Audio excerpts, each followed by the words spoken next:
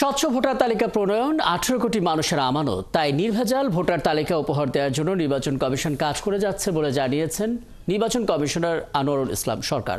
নারায়ণগঞ্জে নির্বাচনী প্রক্রিয়ায় আইসিটি ব্যবহারে নির্বাচন কমিশন সচিবালয়ের সক্ষমতা বৃদ্ধি প্রকল্প কর্তৃক আয়োজিত ভোটার নিবন্ধন প্রক্রিয়ায় চ্যালেঞ্জ এবং চ্যালেঞ্জ উত্তরের উপায় শীর্ষক কর্মশালা অনুষ্ঠিত হয় এবং সেখানে আনোয়ারুল ইসলাম জানান, মানসিক শক্তি, সৎ উদ্দেশ্য, সিনসিয়ারিটি থাকলে নির্ভেজাল ভোটার লিস্ট তৈরি করা সম্ভব।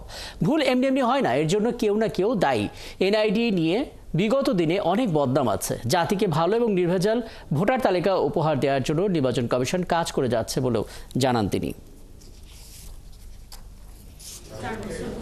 আমার চ্যালেঞ্জটা হলো যে আমি কতটুকু বুদ্ধিমত্তা দিয়ে, কতটুকু আন্তরিকতার সাথে এই পবিত্র দায়িত্বটুকু পালন করব। আমানত খেয়ানতকারী জাহান্নামী।